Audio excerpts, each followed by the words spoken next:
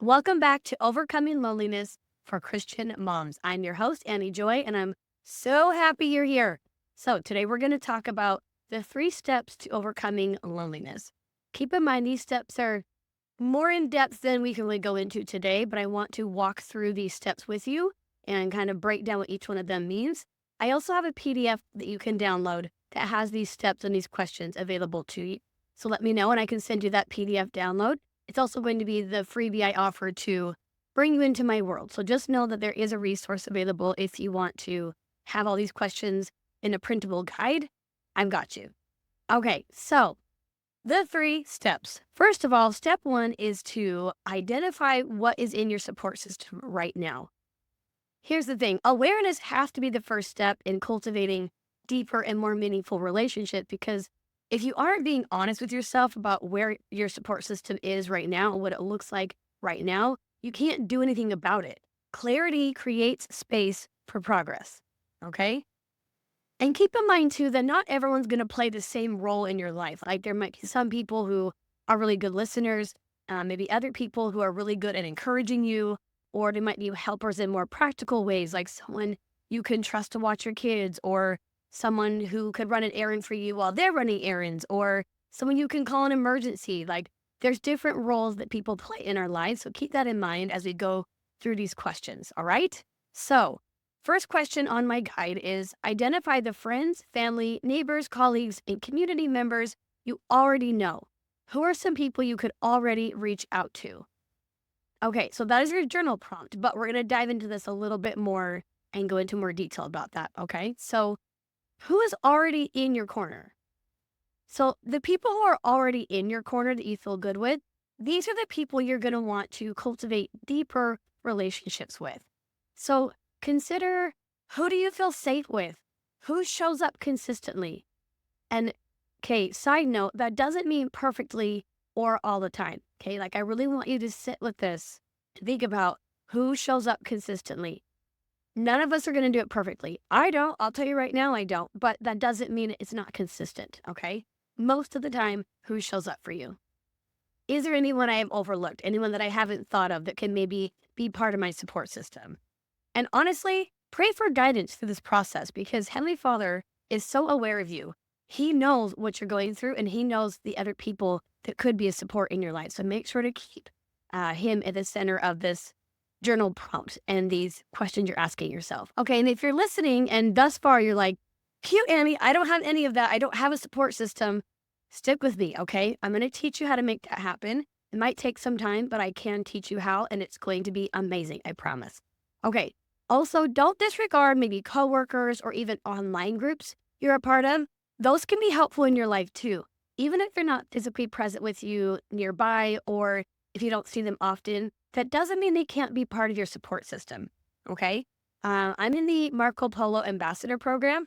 Marco Polo is a video messaging app for those who don't know. So you send a video, Marco, they send one back, Polo, right? So it's a video messaging. If you've heard of Voxer, similar, but it's video versus just audio. You can do audio on Marco Polo, but it has the option for video or audio. So I'm an ambassador for Marco Polo. I get paid $0 for that, but I get to be part of really awesome groups. And I have made some amazing friends through this program, and they have been valuable assets for me, not only to feel more connected, but I'm also learning things from them about life and about business and about motherhood, and just having these really powerful connections with people that a lot of them I've never met in real life. A few of them I've gotten to meet in real life, and it's been really cool. And I've loved having that opportunity. But online friends can be a support system to you. I have a couple people that I don't see often, but they cheer me on online, and they're like the first ones to like my reels or to, participate in my polls on my Instagram stories or whatever. Like they're so supportive and awesome, and it does mean a lot to me. So there's lots of ways and lots of spaces for people to be in your corner. Okay, the next question on my journal prompt guide is, what qualities do you value most from a support system? And does your current circle have those qualities? Okay, this is the deeper one. So take some time with all of this. You can keep pausing this episode and writing things down if you want to, Or if you want that printed guide, you can have that out on your piece of paper next to you. That's totally fine too. But really take time to dig into these, okay? So I want you to write down the qualities you're looking for in your friendships, in your support system, okay? I want you to get really clear on what it is you want. We throw the word friend around like all loosey-goosey, like what does friendship really mean to you? Okay, and also I want you to see if you can identify at least 5 qualities you really want. Is it loyalty? Is it emotional safety? Is it a sense of humor like yours? Is it someone who matches your schedule? Okay, and keep in mind that none of us are going to show up perfectly all the time for each other, and not one person can meet all of your needs. Okay, so be clear on those expectations, right? Like if we have too high of expectations, everyone around us, we're just going to get disappointed and it's going to damage our relationships. And not that you can't repair that damage, but let's try to avoid that where we can. So be realistic in what you're asking for, but be clear on what it is you are wanting. Because even if you write it down and you get clear about, oh, these are the things I'm wanting, and you realize that maybe your expectations are too high, then you can modify that and adjust that, but only until you've been honest with yourself. When you get clear about what you want, then we can kind of tone down or tweak or whatever, but you have to be honest first, okay? And then once you write those down, I want you to write some examples of what that looks like. Like, what does loyalty mean to you? What is an example of that? How does a person be loyal to you? Okay. And then what does consistency mean to you? Or whatever word you wrote down in your 5 qualities, get clear on those examples. And then when you get clear on those examples, it makes it easier and a little bit simpler, I should say simpler, not easier, to communicate what you need. Okay. All right, here's the next question on this section. Do you have the qualities you are seeking? I want you to sit with that for just a minute. Do you have those qualities? So do you have those qualities you're seeking? And if not, can you develop those qualities so you can attract the right type of people? I want you to be honest with yourself, but I forbid you to beat yourself up over this, okay? But I promise you that sweeping crap under the rug will not attract you the killer friendships you deserve to have. So don't beat yourself up, just being honest, okay? As you're journaling this, maybe you realize that you say that you want someone you can trust, but then you find yourself gossiping about other people sometimes. And maybe you write down things and you're journaling and exploring and you realize you say that you want someone who shows up for you, but you find yourself kind of being flaky at times and not following through on the things you say you're going to do. Again, not a shame game, just a chance to do your work, to get clear on the things that maybe you're doing that might be making a disconnect between you and other people. For example, I've had to get really clear with myself about my time management, and I'm way better than I used to be, and I'm still working on it. But listen, I put the H in ADHD, okay? And it can be a hot mess in my brain sometimes, but I do work really hard at like putting important dates on my calendar that I need to remind myself to check in on people on those special days for them. Or another example is like I have a list of people that I'm like, oh yeah, check in with them regularly. And if I haven't checked in a while and I haven't heard from them, I need to follow up and check in on them because I care about them. I dedicate like real time to being the kind of friend I want to have. Because I know that if I'm not putting in that kind of work and effort, I'm not going to get that back. And I've attracted some incredible, incredible human beings into my life. And I cannot even begin to explain how grateful I am for that. It is not lost on me how blessed I am to have my support circle.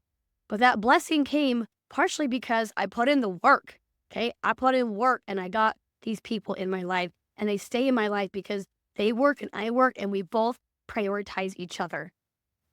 Okay, so moving on to step 2. Okay, so we've kind of identified like what we want in a support system, who's in our support system right now, things like that. Step 2 is getting more clear on who's going to stay and who's going to go. So it's kind of like organizing your closet. You got to pull everything out and realize what's got to go, what can stay, what needs to get reorganized within the space, right? So same with your friendships. Who do you want to spend more time with? Who do you want to let go of? And who do you need to set more boundaries with? Who do you need to reorganize in your life, okay? digging into this a little more. What are some other red flags with the relationships you have in your life right now? Are there people on your network right now who maybe make you feel obligated or guilty for needing support from them? Are there maybe people that you care about, but some of their behavior is triggering for you? Or are there people you just need to have space from right now? Are there people that you know have good intentions, but they just are not in a space to meet your needs? These are all questions to consider who's in your life right now and what you need to do with the people in your life right now. And when we are talking about boundaries, please keep in mind that it is right now. You don't know how you're going to feel a week from now, 5 weeks from now, 5 years from now, whatever. Right now, we're setting some boundaries around the things we need at the moment. Write down the people you need to let go of. And then write down the people you might need to create some boundaries around. Keep in mind that not all these boundaries have to be set out loud. You definitely can have plenty of internal boundaries. Like, for example, there might be someone that you kind of struggle being around them because of 1,000 different reasons, but you kind of struggle being around them. You care about them, but you just can't spend lots of your time and energy on them.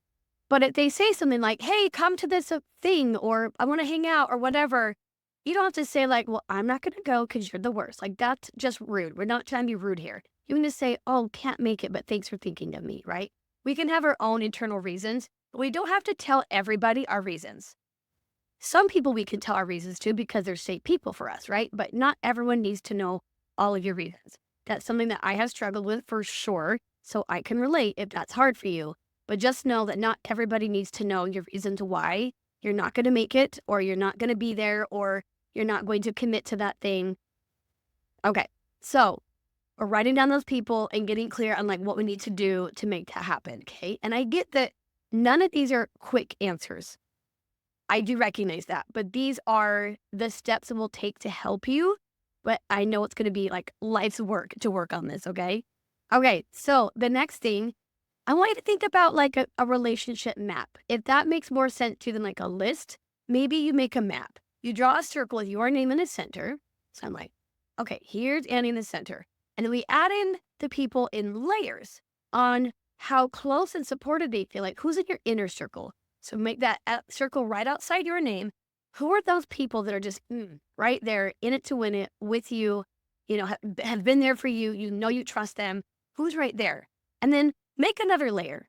Okay, maybe these are the people that you're pretty tight with, but like you don't tell them everything. And maybe the next layer is like people you're friendly with, you don't know them super well, or maybe you don't want to know them super well, but they're cool, right? And maybe the next layer is like people you barely know or people you kind of avoid a little bit. And maybe next layer is people you're like, heck no, am I going to hang out with them, right? Whatever. So if a list makes sense to you, do that. If like a relationship map makes sense to you, do that. And recognize that different people can have different spaces in their life. And that doesn't mean that we don't love and care about them. I want you to send love and light to all of these people, okay? We're just getting clear on like what friendships and relationships need to be closer to us and which ones need to be a little more removed and maybe have less frequent contact with them. I do believe we need to start normalizing that we're not going to be friends with everyone. I have struggled so hard with this, you guys. This is part of my motivation for starting this podcast, is that I've struggled so hard, and I've realized that my calling in life is to struggle through crap so I can talk to you guys about it, and I can talk to you about what I've learned in my struggle. I am designed to struggle. I've done actually a lot of human design work, and if you're into that, you feel me. But yeah, my human design is to struggle so I can teach. So we can love our neighbor and not do monthly girls' nights with them, okay? We all have limited time and resources and energy, right? So if that's the case, then we can't have everybody in our inner circle. It's just not possible. But guess what? The good news is there's so many of us that each one of us, there's plenty of space for each one of us to have a couple people close to us. We don't have to have everybody be in our inner circle. We can be kind and loving to everyone. All right, so the next question on the guide is, what can you give up to spend more time creating your community? And if you're struggling with the last question, this is where you get to work on this. Like, if you don't feel like you have a support system, it's not just going to land on your doorstep without you doing some work. But the work is simpler than you might think, okay? Again, not easy, but simpler. I'm not saying you have to do an overhaul on how you spend your time, But we tend to, as women, especially Christian women, to say we're too busy for things. And it would not hurt us to slow down and look at where are we wasting our time and calling it being busy. Okay. And remember, I'm a big fan of baby steps. So maybe just a small step could be before you start binging a show or start scrolling on your phone at night, can you send a few texts to a few people, letting them know you're thinking about them? Or maybe you could send them a text and let them know something that you admire about them or something that you are grateful for about them. Just send a little text before you dive into your time wasters. Listen, I'm not saying that in a judgmental way. I'm a time waster too. I definitely binge Netflix, and it's a problem that I'm working on personally. So we all have those things because we're human beings, okay? But if you can just, before you jump into your habits, do something that will connect you to someone else, okay? Another idea could be, could you pass off some of your tasks so that you can sit down and plan out some things you want to do for fun, or give your brain some room to think about who you could invite in on this fun, okay? And maybe you have to give up some of those things like we're doing for our kids. I have been better about asking my kids to do more around the house, and it is freeing up some brain space. It is pretty great. Okay, another idea could be like, could you double dip and invite someone to come to Costco with you or go to the gym with you? So something that you already have to do, and then bring someone with you, okay? And keep in mind, if you really want something, you're going to make time for it. So we might have to give up some time somewhere else, but give up some time to create this community. All right, the next question on the guide is, what is holding you back from feeling connected to others? Like your fears, your concerns. So this is a big one. And if you need to seek out like a therapist or a coach to hold space for you while you explore this, that is totally okay. And please do that. I know this can be a heavy topic to dig into because we have to face what we're really afraid of. My guess, though, take some time to journal about it and talk to someone if you need to. But my guess is that you're probably afraid of rejection. And the underlying problem with being afraid of rejection and the fear that's there and the belief that's there is the belief of not enough. So my odds are that you are afraid of rejection because you think you're not enough. Okay, and that is a whole problem we will talk about. I'm going to do a whole episode on confidence, okay? But for right now, I just want you to be clear on that and to recognize that that might be there for you. Also, I want you to take some time to think about what it has cost you to hold yourself back from real connection. I know we want to hide because that feels safer, but in doing so, what have you missed out on? And can you make peace with yourself that you have fears? Because we're humans, we're going to have fears. So can you be kind to yourself and gentle with yourself and compassionate with you and your fears, okay? But just be clear, what have I missed out on? And then dive into those fears a little bit. Is it rejection? Is that the thing you're most afraid of? And if so, ask yourself this. What is the worst thing that could happen if I reach out to someone? I'll wait, like for real, like what's the worst thing that can happen? Is the absolute worst thing that they would be like, you're an idiot, why would you call me, and hang up the phone or whatever? What is the worst thing that could happen? Really let your brain go wild for just a minute, okay? What do you think could happen? Because honestly, oftentimes our fear is much bigger than the reality, okay? So think of what the worst thing is. How likely is it to happen? And even if it did happen, can you survive it? Hint, I'm sure you can, because you've survived a whole lot worse, my friend. And you could survive this. And someone really is like, I don't want to be friends with you. I think you can survive it. I know it will hurt. We've all been hurt and we've come out on top. I believe in you. So if rejection is one of your deepest fears, try that trick and see what it does for your brain. And also, just know that you're normal for wanting to not be rejected, okay? And this will be a process too to learn to overcome the fear of rejection. But just, I want you to kind of make friends with that fear and be aware of it. Or maybe is the fear that you are going to get hurt because you've been hurt before. So you have some issues with trusting people. And if that's the case, it's totally understandable to be cautious. Okay, but part of healing is opening yourself up for a chance to build trust again. That's part of your healing process. So think about it this way. If you continue to stay closed off, you're punishing yourself and your potential new friend for something that someone else did. I really want you to think about that. If you stay closed off, you're punishing yourself and your potential new friend for something that someone else did. And then maybe another fear could be you just or don't know how to do it. You don't have the skills to know how to build those deeper connections. And if that is the case, girl, I got you, okay? Keep listening to this show. Join my online community. I will support you with all of your questions. In the meantime, your go-to is to ask open-ended questions and just listen. I promise those two things will take you very far, but I'm here for you. And if you have questions right now, reach out at hello@anniejoy.com and I'd be happy to answer those questions. Okay, so step 3. Okay, expand your community. So the first question in this section is, what areas of your life are you lacking support? And then what does support look like to you? Again, getting that clarity creates space for progress, okay? When you tell someone you want to feel supported, they might have a different perspective than you on what feeling supported looks like. And if you assume you have the same definition as them, well, you know what assuming does, okay? So be specific about what you want and need. And that doesn't mean that everyone's going to magically be able to support you exactly as you want, okay? But knowing what you're looking for is an important step because if you don't even know what it is, you can't speak up for it. So get clear on what support looks like to you. I've actually taught a lot of my friends to ask, how can I support you right now? And that leaves it open for the person to speak up for themselves and speak up for what they need.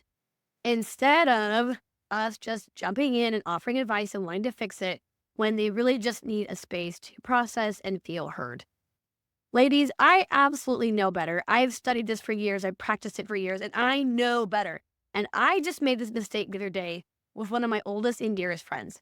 She was having a really hard time, and she called and reached out to talk to me. And I listened for a little bit, and then I jumped into fix-it mode because I want to help her. My intention is good. When people fix it and want to fix it, the intention is good. I genuinely believe that.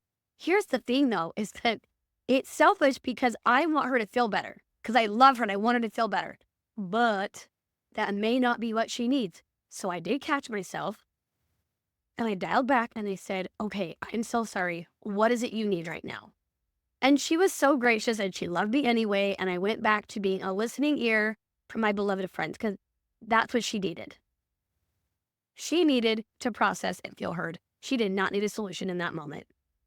So I know that all of us love to offer advice and give solutions. But I'm going to challenge you to pump the brakes on that and ask, how can I support you right now? If they want that, they will tell you. If they don't tell you, that's on them. But if we can just make our default mode be listening, allowing space to process and feel heard, I promise all of our relationships would be better. All of them. Okay, another question. In what ways could you expand your community? And that means like looking at different local or online groups, or maybe trying a new hobby, or even thinking about what you loved as a kiddo, okay? What lights you up? Let's talk about each one of those. There are all kinds of online groups for different hobbies. Like Facebook has bajillions of them. There's a thing called Meetup that has lots of different groups. You could also even check your local library for meetup groups. You could keep your eye out at the park for some awesome mom the next time you take your kids there, or maybe think about old friends you've wanted to get reacquainted with, or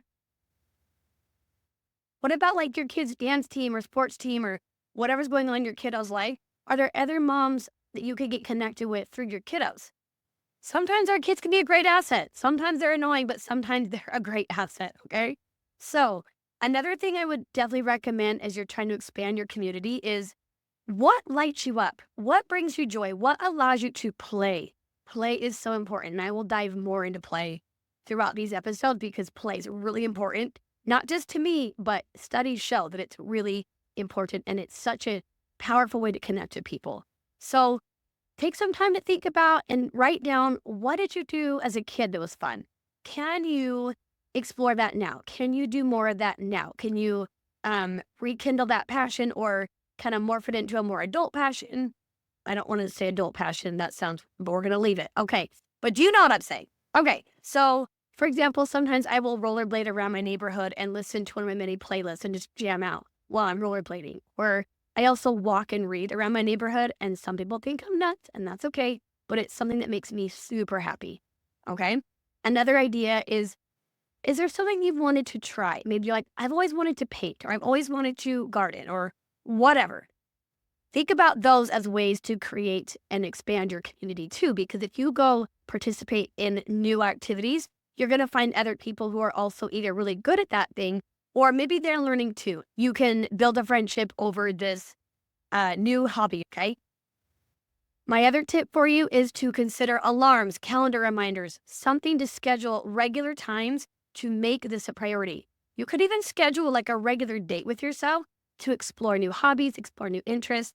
Maybe it's a date to sit down and write down some of these questions and think about them, think them through. It just got mixed together. It's cool. So thinking these things through and writing them down and allowing your brain to be playful and what you could do this week to bring more joy into your life and invite other people on this journey with you. Again, if it's important to you, you'll make time for it. So you have to put it on your calendar. Write it down.